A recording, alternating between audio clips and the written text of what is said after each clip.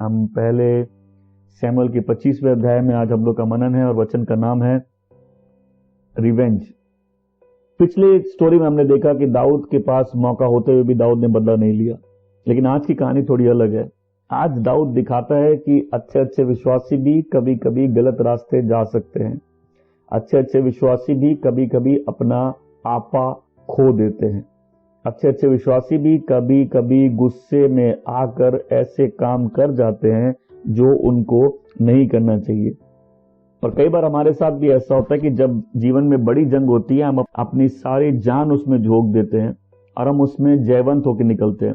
लेकिन लाइफ की छोटी सिचुएशंस में, ऐसी सिचुएशंस या छोटी लड़ाई में जो लगता है कि इंपॉर्टेंट भी नहीं है, हम कई बार गलतियां कर देते हैं। हम कई बार ओवर कॉन्फिडेंट हो जाते हैं। हम कई बार गलत वे से उसमें एक्ट करते हैं और कई बार ऐसी जंग हम हार जाते हैं।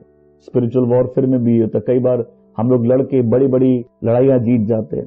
हम लोग अंधकार की शक्तियों पर विजयी होते हैं। लेकिन कई बार जब लड़ाई उतनी महत्वपूर्ण नहीं होती या लड़ाई उतने ऊंचे स्तर की नहीं होती, तो हम थोड़े ढीले पड़ जाते हैं और हम कई जगह हार जाते हैं। इस चैप्टर में भी ऐसा ही कुछ होता है कि दाऊद अपना आपा खो देता है और अपने इम्पेशंस में वो बदला लेने के लिए और मर्डर करने के लिए रेडी हो जाता है, जब तक परमेश्वर उस पे हस्तक्षेप नहीं करते। ये स्टोरी ऐसे है जैसे एक काम करने वाला व्यक्ति जिसके लिए वो काम कर रहा है, उसकी जान लेने के लिए तैयार हो जाता है। तो आइए इस स्टोरी को समझते हैं, इस बैकग्राउंड को समझते हैं। सॉल अभी तक राजा था और इजराइल की जो भी लड़ाइयां थी वो इजराइल की सेना सॉल के अधीन होकर लड़ती थी। लेकिन इस समय दाऊद, वचन कहता है, दाऊद परान के निर्जन प्रदेश में था और दाऊद करीब 600 लड़ाकों के साथ था, अपने 600 सैनिकों के साथ था। अब ये जो उस निर्जन प्रदेश में थे, ये छोटी लड़ाइयां लड़ते थे उन समुदायों से, गुटों से, जो उस स्थान में जहां ये रहते, वहां के चरवाहों पर अटैक करते थे, वहां के गांवों पर अटैक करते थे। तो दाऊद और उसकी सेना क्या करते थे, ये वहां के चरवाहों को प्रोटेक्ट करते थे, उनको बाहरी किसी आक्रमण से बचाते थे। जब ये चरवाहे बाहर जाके अपनी भेड़ों को चराते थे तो दाऊद उनको बचाते थे। छोटे जो वहां के गांव हैं उनको बचाते थे। तो उस समय की जो कस्टम थी, जो उस समय की जो रीति रिवाज थे, वो इस तरह थे कि जब जो इन भेड़ बकरियों के जो मालिक होते थे, जब भेड़ की ऊन कटाई का समय आता था, अपने प्रॉफिट का कुछ हिस्सा उन लोगों को दिया जाता था जो उनकी रखवाली ऐसे खेतों में या ऐसे स्थानों में करते थे। दाऊद और उसके सैनिक करीब 600 अभी परान के निर्जन प्रदेश में थे और ये इजराइल के लिए नहीं लड़ रहे थे। अब ये जो बाहर से अटैक होते थे, वहां ये अगल बगल के चरवाहों को प्रोटेक्ट करते थे, अगल बगल के गांव को प्रोटेक्ट करते थे। तो ऐसे चरवाहे और जो भेड़े जिनकी थी, उनके ओनर को जब भेड़ की ऊन कटाई का समय आता है तो उसमें से कुछ प्रॉफिट वो उन लोगों को देते थे। ये कस्टम थी, कोई लॉ नहीं था, कोई लिखी हुई बात नहीं थी। कस्टम थी कि उन लोगों को ऐसा प्रॉफिट, थोड़ा प्रॉफिट का हिस्सा मिलना चाहिए जो इनकी रखवाली करते थे। तो अब वचन कहता है कि ऊन कटाई का समय चल रहा था और दाऊद सोचता है कि ये सही समय है कि उसको भी कुछ हिस्सा इसमें से मिलना चाहिए, क्योंकि उसके सैनिक उस स्थान में एक नबाल बोल के व्यक्ति की और उसके भेड़ों की, उसके चरवाहों की रखवाली करते थे। अब इस कहानी में 3 मुख्य किरदार है, एक नबाल, एक एबीगेल उसकी पत्नी और एक दाऊद। हम लोग नबाल से चालू करते हैं। नबाल, बाइबल कहती है कि वो बहुत कंजूस आदमी था, अजीब सा आदमी था और वो बहुत धनी आदमी था। पहला सैमुअल 25 दूसरी पंक्ति में वचन कहता है वो बहुत धनी था। उसके पास करीब 3000 भेड़ और 1000 बकरियां थी। लेकिन नबाल के नाम का मतलब होता मूर्ख। वो उस व्यक्ति के चरित्र में मूर्खता थी। वो कठोर व्यक्ति था, वो जिद्दी व्यक्ति था, वो अपने लेन देन में ठीक नहीं था और बहुत ही डिमांडिंग था, बहुत धोखाधड़ी वाला व्यक्ति था, अनफेयर था। मतलब जैसे उसके नाम की, जैसे उसके बारे में बताया गया बाइबल में, उसका जो दृश्य दिखाया गया है कि नबाल बहुत कंजूस, कठोर और एक धूर्त व्यक्ति था। नबाल वही व्यक्ति था जो इतना अमीर था, उसकी भेड़े उसके चरवाहे चराते थे और दाऊद और उसके लोग उसकी भेड़ों की और उसके चरवाहों की रखवाली करते थे। अब भेड़ों की ऊन कटाई का समय, तो दाऊद को लगता उसको भी कुछ हिस्सा मिलना चाहिए। और उसी की पत्नी थी जो उसके बिल्कुल उल्टा थी। वो सुंदर थी, वो समझदार थी, वो बुद्धि से भरी हुई थी, उसको सही गलत का ज्ञान था और वो अपनी भावनाओं के ऊपर शायद अपने समझ को रखती थी। हमें से बहुत लोग अपने समझ से ऊपर अपनी भावनाओं को रखते हैं और जो अति भावनात्मक लोग होते हैं, जो ऐसे लोग होते हैं जिनकी भावनाएं उनके कंट्रोल में नहीं है, ऐसे लोगों के साथ रहना बहुत खतरनाक होता है। तो दाऊद की रिपोर्ट कार्ड कैसी थी, उसके सैनिकों की रिपोर्ट कार्ड कैसी थी, ये 15 और 16वीं पंक्ति में 25वें अध्याय की लिखा है कि उनकी रिपोर्ट कार्ड कुछ जवान लोग उसकी पत्नी को देते हैं, नबाल की पत्नी को देते हैं कि ये आदमी हमारे साथ अच्छे रहे हैं, इन्होंने कभी हमारा अपमान नहीं किया, इनके साथ रह के हमने कुछ खोया नहीं है, ये हमारे साथ जाते थे और ये हमारे लिए एक दीवार की तरह थे रात और दिन जब हम अपनी भेड़ को चराते थे। तो दाऊद की रिपोर्ट अच्छी थी, उसके सैनिकों की रिपोर्ट अच्छी थी, इन्होंने अच्छे से रखवाली की। हालांकि ऐसा कोई नियम नहीं था, परंतु जिसके धन की या भेड़ बकरी की रखवाली की जाती थी उस समय एक नियम था, एक रीति थी, ऐसे लोगों को प्रॉफिट का कुछ हिस्सा मिलता है। और दाऊद और उसके लोगों ने बहुत अच्छा काम किया हमेशा से नबाल की भेड़ों को और उसके चरवाहों को बचाने के लिए। लेकिन जो चरवाहों का मालिक था वो एक मूर्ख व्यक्ति था। नबाल का नाम का मतलब ही मूर्ख मतलब वो भोला नहीं, क्योंकि बाइबल में जब भी भोले व्यक्ति के बारे में बताया गया, ये उस मूर्ख के बारे में बताया गया जो परमेश्वर पर विश्वास नहीं करता, जो कहता परमेश्वर नहीं। अब जब आप ऐसे जियोगे कि परमेश्वर नहीं है, आपके जीने का तरीका बहुत ही गलत होगा, आपका जीने का तरीका ईवल होगा। तो ये उसी प्रकार का आदमी था और इसके नाम का मतलब ही मूर्ख था। और ये इस बात की परवाह नहीं करता था कि इसमें से कुछ हिस्सा दाऊद को मिलना चाहिए। ये सिर्फ एक चीज के लिए जीता था, वो है अपने आप को खुश करने के लिए। तो अब दाऊद 10 जवान लड़के उसके पास भेजता है, बोलता है जाओ कारमल जाओ, नबाल के पास जाओ, उसे शुभकामनाएं दो मेरे नाम पे और उससे कहो कि तुम्हारा जीवन बड़ा हो, तुम पर शांति हो, तुम्हारे घर पर शांति हो और जो कुछ भी है तुम्हारे पास उस पर शांति हो, बरकत हो। मतलब दाऊद की ग्रीटिंग्स देखिए, दाऊद बहुत हम्बली ह्यूमिलिटी के साथ, दाऊद कोई सेना लेके वहां नहीं जाता है, दाऊद बहुत सारे लोगों को नहीं भेजता है, दाऊद 10 जवान लड़कों को भेजता है और बोलता जाओ मेरी तरफ से क्या बोलो, शालोम शालोम शालोम। पद संख्या 7-8 में वो जाके जवान लोग ये कहते हैं कि हमने सुना है कि अभी आपके भेड़ों के ऊन काटने का समय है और आपके जो चरवाए थे वो हमारे साथ थे, हमने उनका कभी अपमान नहीं किया, उन्होंने कुछ खोया नहीं है जितने दिन वो कारमल में थे। अब आप इन जवान लोगों को, अगर मैं आपकी नजर में कुछ मैंने फेवर पाया है तो इन जवान लोगों को आप खाने के लिए जो भी आपके हाथ में है दे दीजिए और आपके बेटे दाऊद के लिए। देखिए दाऊद कितना हम्बल है अपनी ग्रीटिंग्स में। एक तो वो उसके घर पे उसके ऊपर शुभकामनाओं के साथ भेजता है, शांति के साथ भेजता है। उसके बाद दाऊद बोलता है कि हमने हमेशा ईमानदारी से आपके भेड़ों की, आपके चरवाहों की रखवाली की है, कभी कुछ उसमें से खोया नहीं, हम हमेशा ढाल की तरह रहे। तो अब ये त्योहार का समय है, आपके पास जो कुछ भी हाथ में है हमारे सेवकों के लिए, नौकरों के लिए भेजिए और आपके बेटे दाऊद के लिए। तब अपने इस ग्रीटिंग्स में हम देख सकते हैं दाऊद बहुत हम्बली, विनम्रता के साथ अपनी ग्रीटिंग्स भेजता है। पर नबाल कुछ ऐसे रिप्लाई करता है, बट नबाल कहता है दाऊद कौन है ये जैसी का बेटा, मेरे पास इतने सेवक हैं। मतलब वो कहता है कि इतने सारे सेवक आजकल अपने मालिक से अलग होकर काम कर रहे हैं। मतलब वो दाऊद के लिए कह रहा है कि वो सौल से अलग हो गया, इसलिए कह रहा है कितने सारे सेवक अपने मालिक से अलग होके काम कर रहे हैं।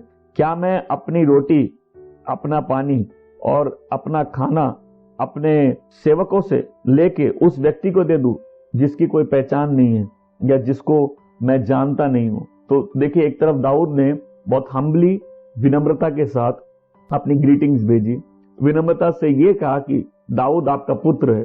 मतलब वो किसी ऑफेंस से नहीं आया, डरा के नहीं आया, उसने जवान लोगों को भेजा। वहां नबाल का रिप्लाई है कि I don't care who you are, मेरे को कोई फर्क नहीं पड़ता और मैं तुमको नहीं जानता। इनफैक्ट वो दाऊद के लिए बहुत अपमानजनक बातें बोलता है कि आजकल बहुत सारे हैं जो बहुत सारे नौकर हैं जो अपने मालिकों से अलग होकर काम कर रहे हैं और बोले मैं किसी ऐसे व्यक्ति को कुछ क्यों दूं जिसको मैं नहीं जानता। सो वहां से दाऊद के जवान लड़के वापस आते हैं और दाऊद को वो सारी बात बताते हैं जो उसके लिए बोली गई।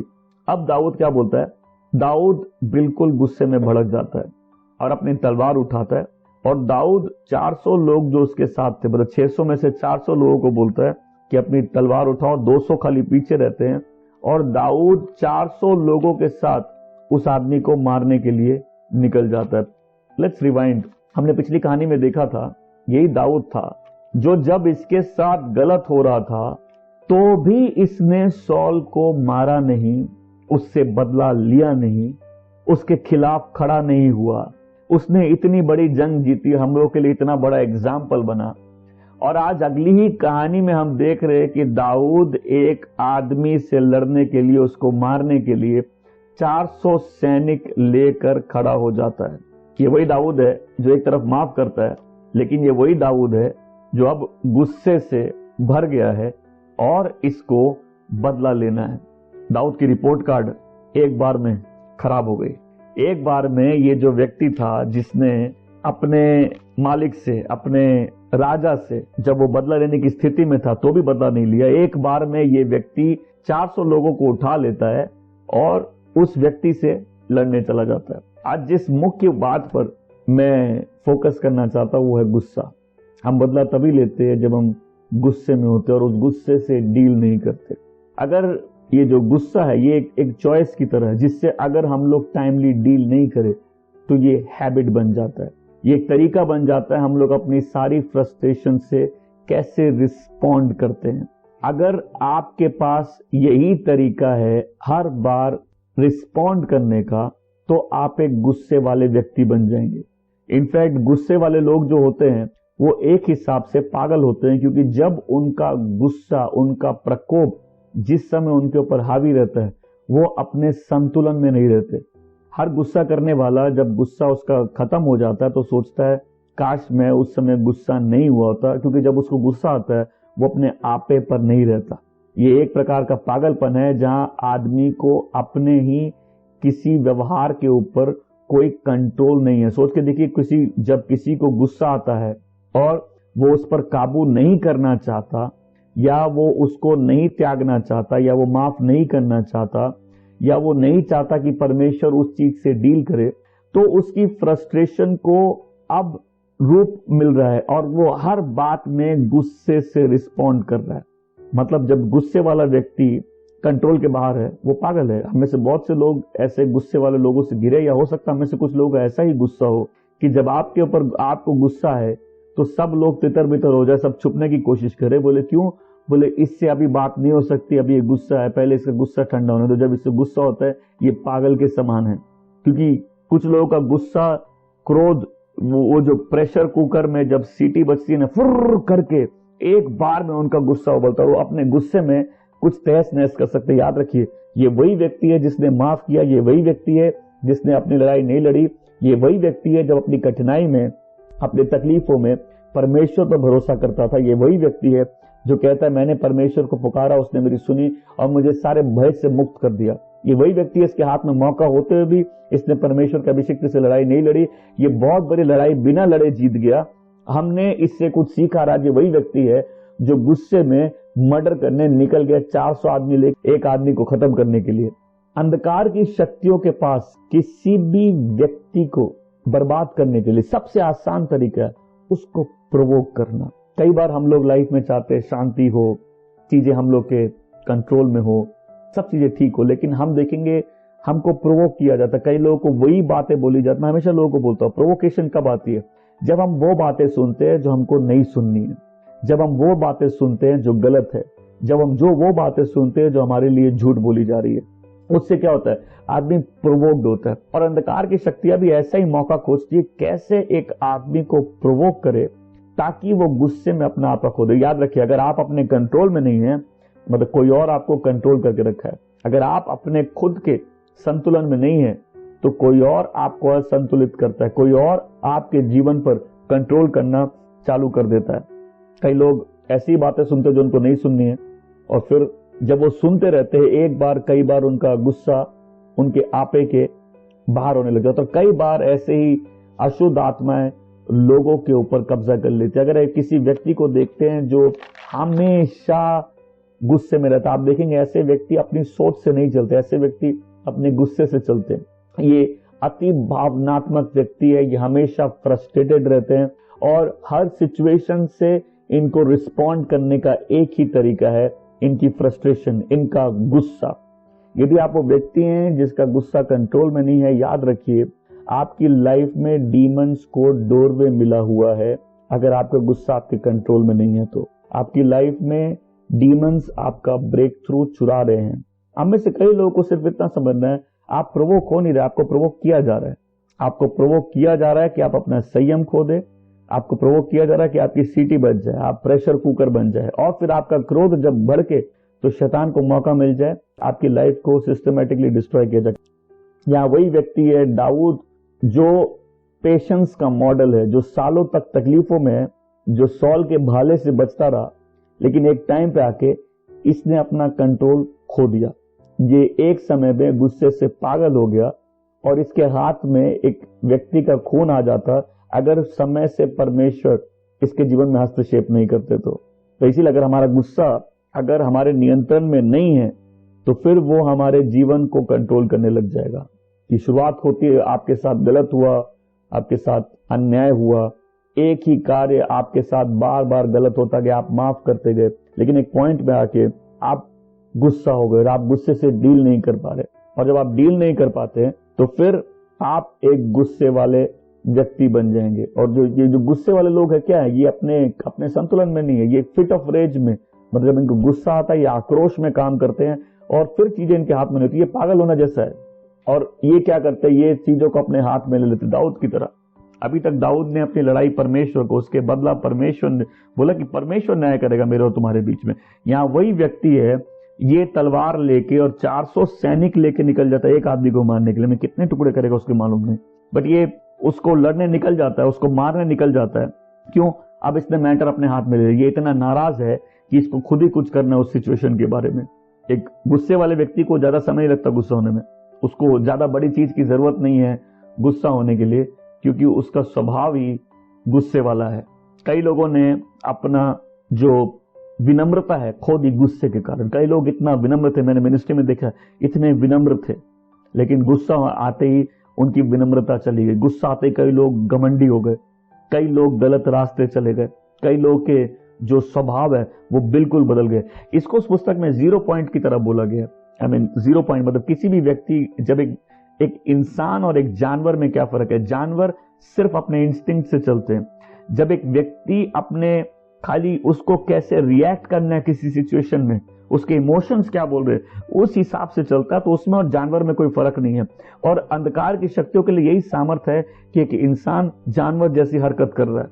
और ऐसे गुस्से का जो कारण होता है कि हम लोग अपने हर्ट से डील नहीं कर पाते। हम जिस बात से निराश होते हैं, जिस बात से हम ठेस पहुंचती है, हम उस ठेस को डील नहीं कर पाते।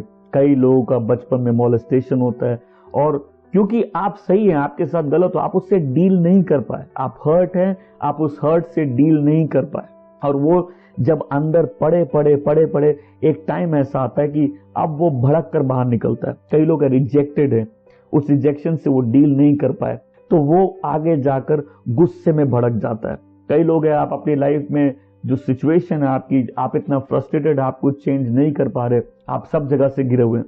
ये थोड़े समय में अगर आप अपने हार्ट से डील नहीं करेंगे, अगर आप उसकी जड़ों से डील नहीं करेंगे, ये थोड़े समय बाद फ्रस्ट्रेशन के रूप में निकलेगा, ये बहुत भारी गुस्से के रूप में निकलेगा। कई लोग हैं, आपके ऊपर गलत आरोप लगाए गए।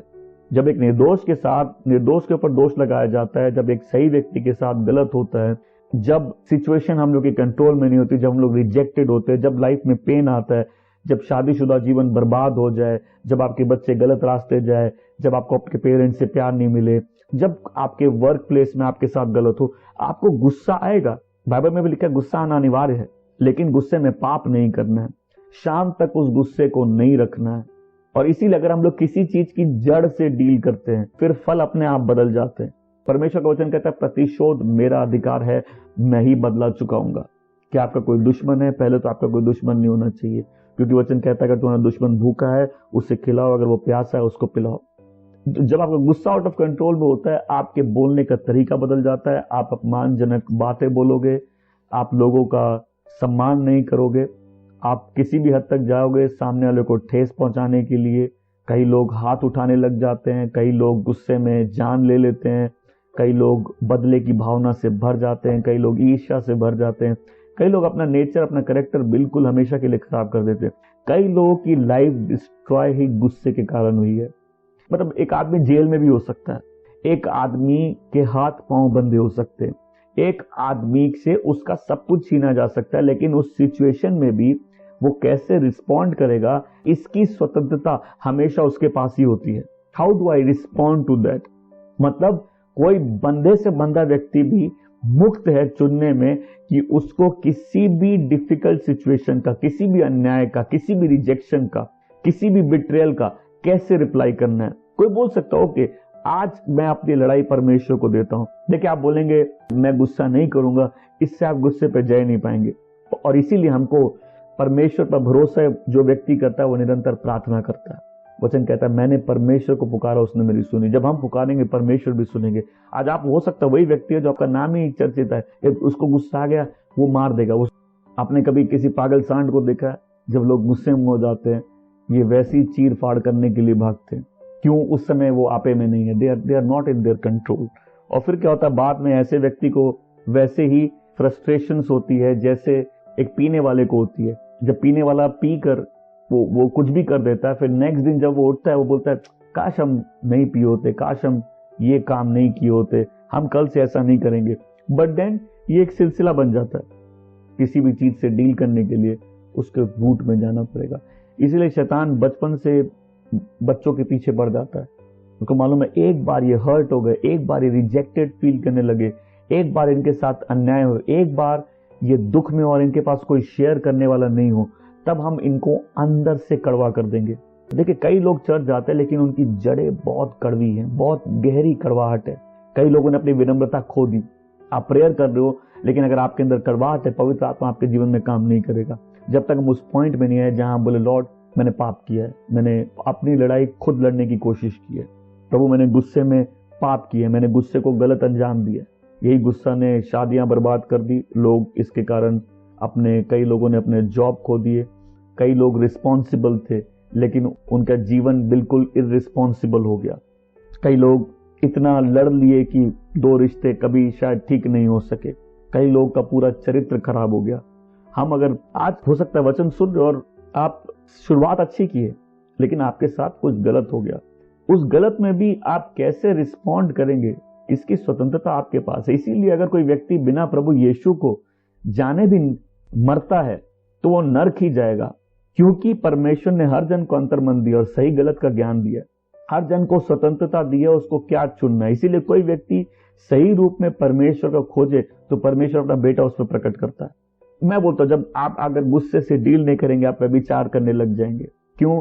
क्योंकि फिर दूसरे प्रोवोकेशंस, टेम्पटेशंस आपकी लाइफ में, आप पीने लग जाएंगे, आप नशा करने लग जाएंगे, आप कोई भी ऐसी चीज करेंगे जो आपको सेटिस्फाई करते हैं। क्योंकि जब एक गुस्से वाला व्यक्ति अपना बदला लेना चाहता है वो इसीलिए लेना चाहता है कि वो सेटिस्फाइड फील करता है उस चीज में।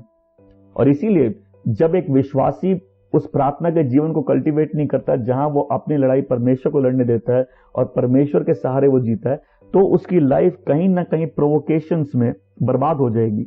एंगर एक प्रेगनेंसी की तरह है जिसको कोई छुपा नहीं सकता। हो सकता है पहले महीने दिखे नहीं, दूसरे महीने दिखे नहीं, तीसरे महीने दिखे नहीं, लेकिन चौथे 5वें महीने से जब कोई व्यक्ति गुस्से वाला है उसके जीवन में गर्भवती स्त्री की तरह वो अपने गुस्से को छुपा के नहीं रख सकता। और आप जिस चीज से भी प्रेग्नेंट है आप वही फल देंगे। अगर हम अपने गुस्से से डील नहीं करेंगे ये गुस्सा जिंदगी भर हमारा पीछा करेगा और हमारी जिंदगी बर्बाद करेगा। यहाँ दाऊद है अपना सेल्फ रिस्पेक्ट, अपना सेल्फ रेस्ट्रेंट, अपने जो कंट्रोल होता है वो कंट्रोल खो देता है। और जब वो सुनता है कि नबाल ने उसका कैसे इंसल्ट किया है तो मैं ठीक हूं ये करने में, वो तलवार उठाता है और बोलता है मैं इस बेइज्जती का बदला दूंगा। मैं आज जो वचन आपसे बांट रहा हूं, आप में से कई लोगों को लाइफ में डीप हीलिंग आ सकती है, कई लोगों के डिमोनिक बॉन्डेजेस ब्रेक हो सकते हैं, कई लोगों को फिजिकल हीलिंग मिल सकती है कि कई लोग की बीमारी भी अशमाई से, कड़वाहट से, गुस्से से जुड़ी हुई है जहां शैतान को मौका मिला। अगर आप अपने जीवन में, अपने लाइफ में, अपनी फैमिली में, अपने फाइनेंसेस में हीलिंग चाहते हैं तो उसकी शुरुआत आपके अंदर से आज हो सकती है, जहां आप माफ करें, रिलीज करें और अपनी लड़ाई परमेश्वर को लड़ने दें। परमेश्वर उनके लिए लड़ता है जो अपनी लड़ाई परमेश्वर के हाथों में देते हैं। आइए इस कहानी के दूसरे पात्र में जाते हैं। मैंने बताया था कहानी में 3 पात्र हैं। पहला नबाल था, दूसरी थी उसकी पत्नी एबीगेल। अब दाऊद ने निर्णय कर लिया कि वो मार देगा नबाल को। यहाँ ये खबर एबीगेल के पास जाती है, उसके पति ने दाऊद का अपमान किया और दाऊद उसको मारने के लिए आ रहा है। अब ये समझदार औरत थी और इसको मालूम था कि नबाल एक वर्थलेस व्यक्ति है। मतलब आप ऐसे लोगों से बात करने से कोई फायदा नहीं। तो इसने अपने पति को बिना बताए इसने 200 loaves of bread, 200 loaves of bread, 2 जग दाखरस के, 5 भेड़े जो तैयार थी, ग्रेन्स 5 मेजर मतलब 5 वो ग्रेन्स के, 200 अंजीर के बॉक्सेस या जो भी बोलेंगे, उसको लेकर इसने गधे पर रखा और ये सीधा निकल गई। इसने कुछ लोगों को बोला तुम जाओ, तुमको दाऊद मिलता है रास्ते में, तो तुम उसको रोको, मैं आ रही हूं। जब ये दाऊद को देखती है तो ये अपने गधे से उतरकर अपने मुंह के बल गिरती है और उसके सामने विनम्र होकर उससे विनती करती है। 5 बार अपने आप को उसकी दासी बोलती है और उसको मेरे प्रभु कह के संबोधित करती है। और वो बोलती है कि मैं 24वीं और 25वीं पंक्ति से पढ़ रहा हूं, मेरे प्रभु इसका ब्लेम मेरे पर है, क्योंकि जब आपके दास लोग ये बात लेकर मेरे पति के पास गए, उस समय आपकी दासी वहां नहीं थी। प्लीज मेरे पति को माफ करिए, वो वर्थलेस आदमी है, मतलब वो बेकार आदमी है, उसका नाम जैसा है वैसे ही है। अभी ये पति अपने पति को जानती थी अच्छे से। उस बोले उसका नाम नबाल है और बेवकूफी उसके साथ है। देखिए नाम का बहुत असर होता है जीवन पे। आपकी दासी यहाँ आपके सामने है, तो बोलती मैं, मतलब एक मेडिएटर की तरह खड़ी होती है। अब बोलती है अब परमेश्वर मेरे प्रभु आपके जीवन को आशीष दे। आपको परमेश्वर ने एक खून बहाने से आज रोका है, एक मैटर को अपने हाथ में लेने से। इसको ऐसे सोचिए, यहां एक समझदार औरत दाऊद को होश में लेके आ रही है कि दाऊद आपको क्यों कल्प्रिट बनना है, क्यों अपनी बुक खराब करनी है। दाऊद अभी तक मॉडल था पेशेंस का। यही दाऊद जब गुस्सा कर रहा है तो ये खून करने जा रहा है, और यहां एक समझदार औरत उसके माइंड में सेंस ला रही है कि दाऊद ये क्यों कर रहे हो, आप ऐसा मत करो। तो बोलती है अब ये गिफ्ट है मेरी तरफ से आपके लिए और आपके दासों के लिए, मुझे क्षमा करिए। आप हमारे परमेश्वर की लड़ाई लड़ रहे हैं और आपके जीवन में कोई तकलीफ नहीं आएगी। अब इसी कुछ चीजें हैं जो एबिगेल समझती थी दाऊद के बारे में। उसको मालूम था कि ये अगला राजा है। बोल रहा अपना रिकॉर्ड खराब मत करिए, आप बुराई का बदला बुराई से मत दीजिए। तब दाऊद को होश आता है और बोलता है कि धन्य हो इजराइल का परमेश्वर जिसने तुम्हें मेरे पास भेजा। सीध अगेन दाऊद क्या करता है, दाऊद रिस्पॉन्ड कैसे करता है। यहां फिर दाऊद दिखा देता है कि वो बदलने के लिए तैयार है, वो अपनी गलती मानने के लिए तैयार है। दिखा देता है कि उसको सिखाया जा सकता है। एक बार में उसका पूरा एटीट्यूड चेंज हो जाता है। ये ऐसा व्यक्ति है, ये बदलने के लिए तैयार है। कई लोग हैं वो बदलने के लिए तैयार नहीं। हमसे गलती हुई लेकिन हम बदलने के लिए तैयार नहीं है। वचन कहता है, यूहन्ना बपतिस्मा देने वाला कहता है पश्चाताप करो और पश्चाताप के उचित फल उत्पन्न करो। कई बार बदलने के लिए पहले चाहत होनी चाहिए। कई लोग बदलना नहीं चाहता। में से कुछ लोग हैं, कुछ लोग नशे में हैं, पीते हैं, व्यभिचार में हैं, आप गुस्से में हैं, आपकी लाइफ बर्बाद है। और ऐसा नहीं कि आपका जीवन बदल नहीं सकता। हम में से कुछ लोग बदलना ही नहीं चाहते। हमें वो स्पिरिट ही नहीं है जिसको सिखाया जा सकता है। यहाँ एक औरत है, उस आदमी की औरत जिस आदमी को दाऊद मारना चाहता है, उस औरत के विनम्र विनती से दाऊद को एक बार में होश आ जाता है और दाऊद दिखाता है कि see I am a teachable person, मैं चेंज होने के लिए रेडी हूं। देखिए विश्वासियों की एक पहचान है, ऐसा नहीं कि विश्वासी गलती नहीं करते। विश्वासी सॉरी बोलने के लिए रेडी रहते हैं। विश्वासी अपनी गलती को एक्सेप्ट करने के लिए रेडी रहते हैं। जो व्यक्ति अपनी गलती को एक्सेप्ट नहीं करता वो गलत लोग हैं। कुछ लोग ऐसे होते हैं अपनी गलती कभी नहीं मानते, एंड दैट शोज कि वो टीचेबल नहीं, दैट शोज कि वो चेंज नहीं होना चाहते। अगर आप वो व्यक्ति है जो चेंज होना चाहते, हो सकता है आप आज एक अविश्वासी भी हो, बट एक heart I want a good life, I want to change, परमेश्वर उसको ऑनर करेंगे। अगर आप परमेश्वर के सामने आज अपनी गलती मानोगे, आज परमेश्वर के सामने अगर आप नीवे होगे, परमेश्वर के सामने आज अगर आप विनम्र हो जाओगे। मैं चाहता हूं हम घूम के देखें, हमें से बहुत से लोगों का जीवन गुस्से के कारण बर्बाद हुआ है। दाऊद बोलता है मैं तुम्हारी परख से आशीषित हूं, तुमने आज मुझे बचाया है खून बहाने से और अपनी जंग खुद लड़ने से। दाऊद उससे वो सब ग्रहण करता है जो वो लेके आती है और अपने घर शांति से जाता है। एबिगेल घर जाती है ये सोच के कि अपने पति को बोलेगी, लेकिन जब वो घर जाती है देखते हो मूर्खों की तरह पी के बैठा हुआ है। वो पी के पार्टी करके बैठा हुआ है। बोली इससे इस समय बात नहीं करने का है। वो सोती है रात को, अगले दिन उठती है और नबाल को वो सारी बातें बताती है जो हुई। जब नबाल सुनता उसको लिटरली स्ट्रोक आ जाता है। वचन कहता है, इंग्लिश में लिखा है his heart died with in him and he became a stone. मतलब वो सुन्न हो गया, उसका दिल जैसे उसके अंदर ही मर गया, उसको लिटरली स्ट्रोक हो गया और 10 दिन बाद वो मर जाता है। वचन कहता है the lord struck him and he died.